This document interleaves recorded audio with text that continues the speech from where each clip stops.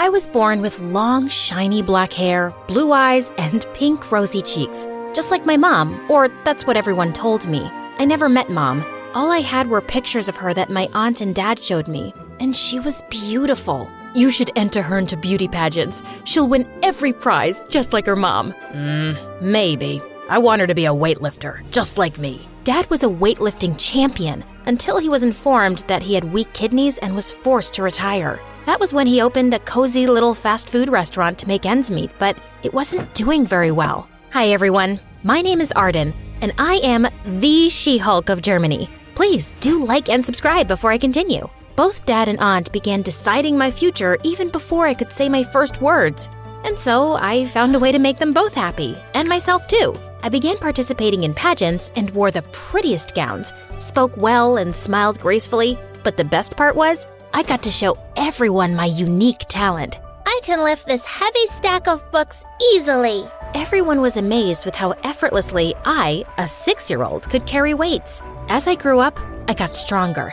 I even began to lift actual heavy weights on stage by the age of 13. It became my dream to keep training so that one day I could make it to the Olympics. My beauty pageant wins made me very popular in school. Almost everyone loved me, except for a few who picked on me and would call me Hercules just because I gained some muscles. Honestly, I didn't mind, and it was like a compliment for me. But one time, I saw them pick on a new student, Troy. He was always quiet and was smaller than all the other guys. Hey, go pick on someone your own size. Oh, does tiny Troy need a bodyguard now?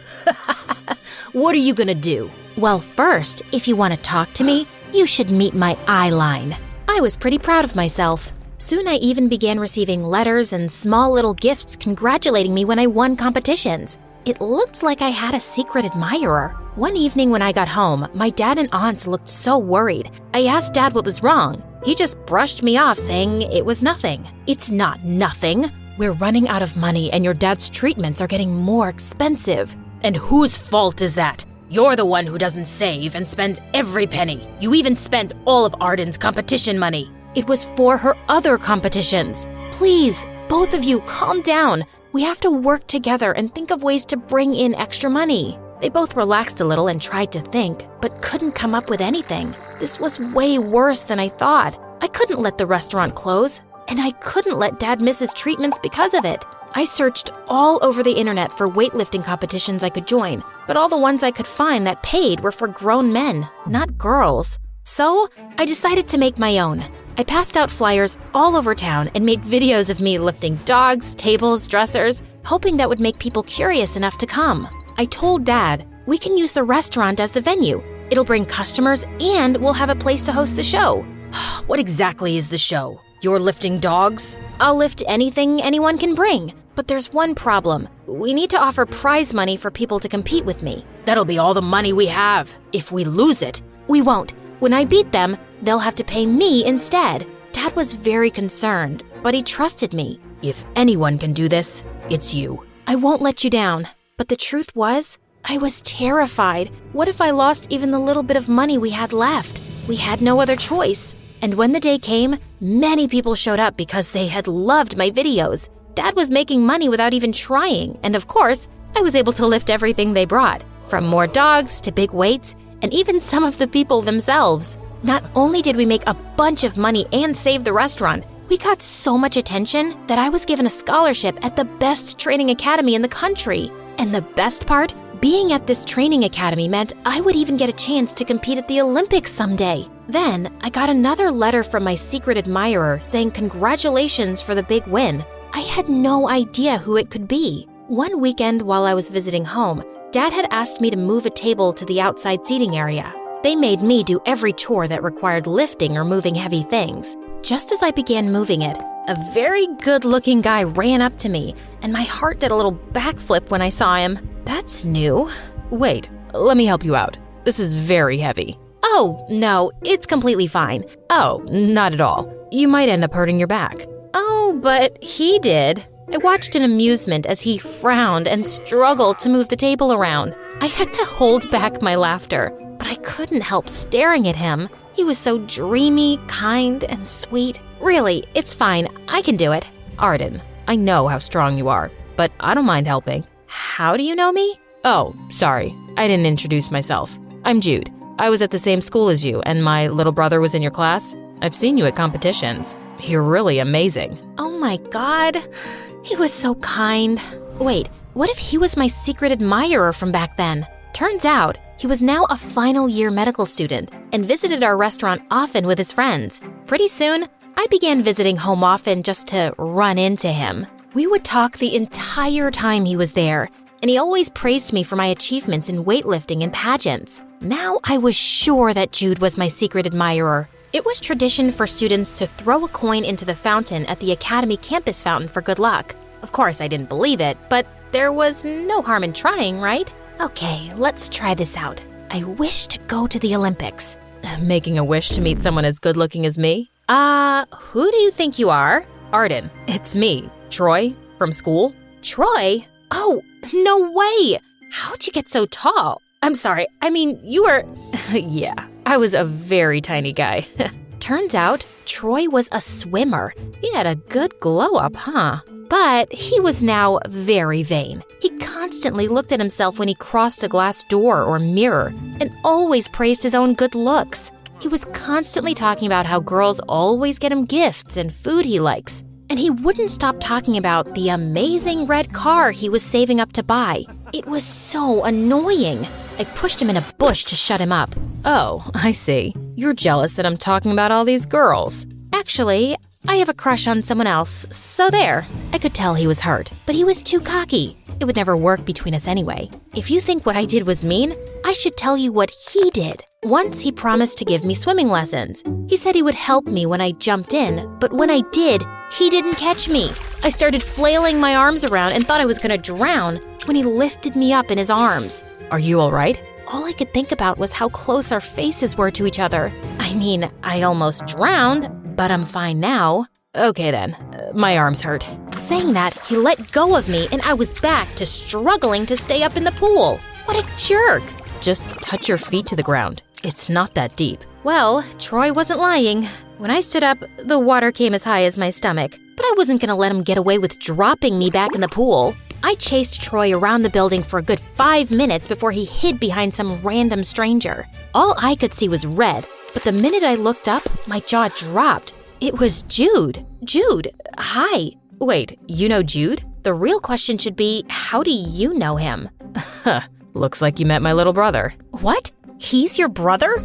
Wait, is this the guy you… Bye, Jude. I'll see you around. Troy had figured out Jude was the crush, and he was not gonna let it go. I begged Troy not to say anything to Jude, and even bought him food, held his towel at the end of the line at his swim practice, and even held a mirror for him just to admire himself. He finally agreed and even helped me by giving me ideas on how to get closer to Jude. He likes watching football. Oh, and MSA videos too. So get to work if you want to have something in common with him. Ugh, man, he's so boring. I mean, look at me. I'm so smart and good-looking, and I'm an athlete. Wow, no wonder you don't have a girlfriend. You love yourself enough for 2 people. And Jude is just, he's perfect and handsome.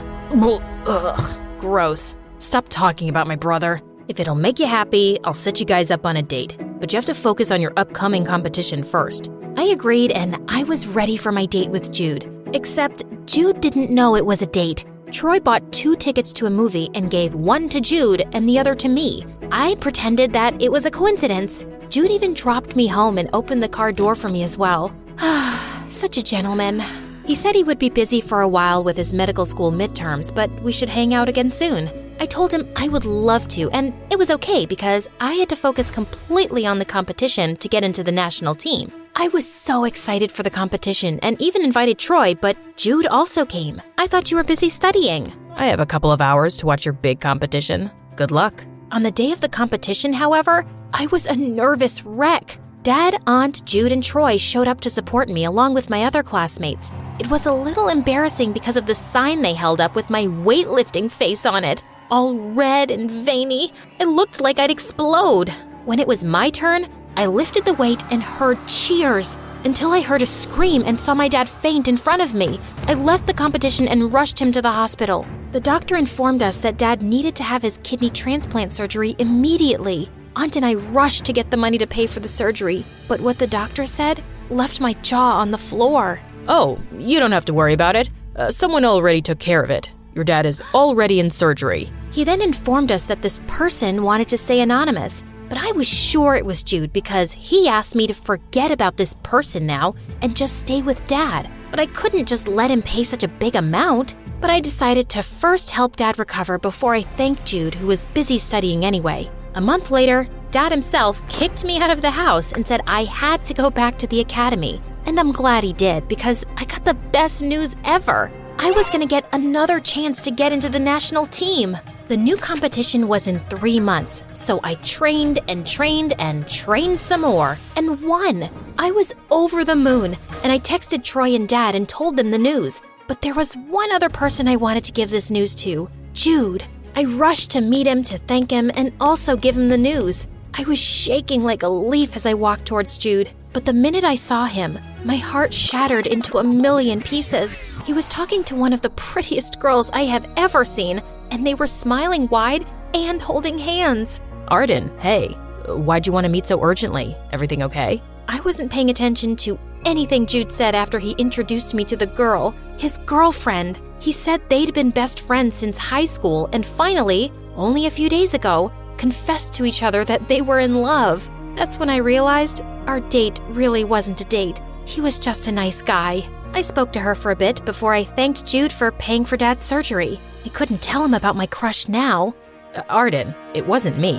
When Jude told me who it was, I immediately rushed back to the restaurant when I saw him standing there, laughing and talking to my dad. What's going on with you? Are you all right? You paid for the surgery? Why? How'd you even get the money? I can't believe he told you when I asked him not to. I was collecting money to buy the car I wanted. It's not a big deal, Arden. It helped with the It is a big deal. Why did you? It's because I like you, okay? I've liked you since you helped me back in school. You were my secret admirer? Yes, and always came to your competitions to support you. But I was too scared to talk to you in person. And then I saw how you spoke about Jude. You were falling in love with him. You were happy. I didn't want to come in between you two. I wasn't in love with Jude. I was just attracted to him because I thought he was you, the one who wrote those letters. It helped boost my confidence so much. And I like you too, Troy. Just not as much as you love yourself. Troy and I began talking more about all of this, and weeks later,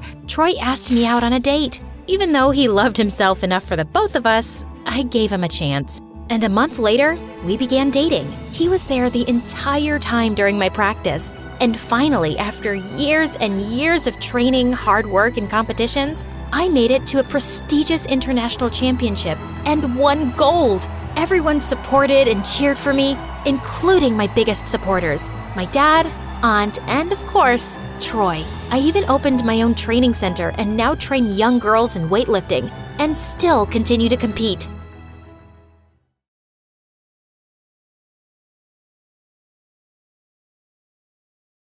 I woke up as the maids drew the curtains and I could hear the sound of birds singing.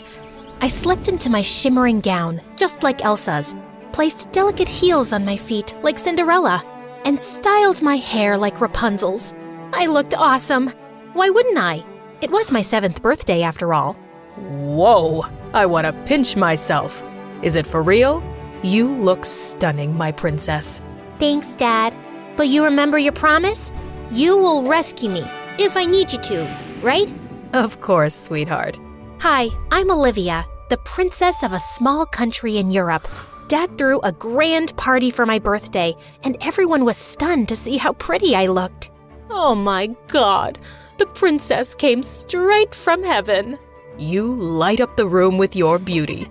The party was great, but then the son of a duke started boring me with how awesome his new school was. He went on, and all I wanted to do was return to my baggy jeans and hoodie and continue playing Minecraft. So I gave Dad a signal, our secret signal. I coughed once and then rubbed my nose, and just like that, Dad came to my rescue. The princess needs her rest, don't you, darling? Yeah, I do need it. Real bad. Yep, my dad was the best. He spoiled me rotten, and for him, my happiness was everything. My aunt asked him why he spoiled me, and he had the best reply. I'm her father, not just her king. Olivia is strong and wise, and her life is her own to decide. I only want her to be happy." Growing up, I felt like I was different from other princesses. I mean, how many princesses do you know who got to go to a normal school, stay up late playing video games, feed their pets, and give them baths? I could go out and play with kids and just be myself. I loved to live a simple life, just like everyone else. I remember one time I begged Dad to take me to the circus in town. "Oh, honey, I could bring them to the palace. You don't need to go there." "No, Dad. You know I want to go like everyone else, and I want you to come with me." Dad wasn't too sure about it, so I suggested we get a little creative and disguise ourselves to throw off the paparazzi. It was so worth it. "Oh, girl, that's really fun." "Yeah, I told you so." "Okay, now say hooray!" All of a sudden, I had terrible hiccups, which worried Dad. So I told him I was fine and went outside for some fresh air. As I walked around, I heard cries and rushed towards the tent to find people trying to train a monkey. "Hey, you just stop it. How cruel. You can't do this to this poor baby." Ho ho ho! Ordering us? Who do you think you are? Some princess? "Show off, kid." I ran away not because I was scared, but because I wanted Dad to know about it. And later, he dealt with it. But I remained upset for days, just imagining how that poor animal must have felt. One day, I heard some kids playing in my garden. When I went to check, I learned they were twins, Sophia and Ted. Their parents were friends of Dad's, and he promised to take care of them now that they had lost everything. The twins and I got along great. Ted was so much like me. We had all the same interests, and he was so gentle with animals, which I loved. Sophia was also sweet, and when we first met, we started talking like old friends. But gosh, she had this royal attitude that I just couldn't get with. "Guys, I'm going on a tree planting campaign. Would you join me? It's gonna be so much fun." No thank you. I don't want to get my hands dirty." I've never done it before, but since you're doing it, it'll be interesting. I'm coming. Ted was the sweetest. My life was perfect, but when I turned 8, my hiccups became awful. And to make things worse, my eyes started to twitch. Dad was worried and took me to a doctor, and it turned out that I had Tourette's syndrome. Even though I tried my best to control the tics, sometimes I just couldn't. One time in class, I was reading a poem that felt like I was on a bumpy road. This poem, seeing how all the kids just stared at me and then some giggled, my ears turned red. It was so awkward, and I ran from the class and just wanted to hide my face. But Ted followed me. "Olivia, don't sweat it. Don't let this little thing put you down. Show the world you're not scared to take on whatever comes your way. Nobody's perfect, and that's okay." He was right, and because of him, I never felt bad about myself ever again, even though the paparazzi once made a meme video of me. It did hurt me sometimes, but it's part of life. Being a princess would never be that easy. On the other hand, Ted always tried to make me happy. He gave me cards every day. That's the weirdest thing he always did. "That's so cute, Ted. But nowadays, no one makes cards." But I always have time for you. You know I care about you the most. Oh, come on. That's a little overdramatic.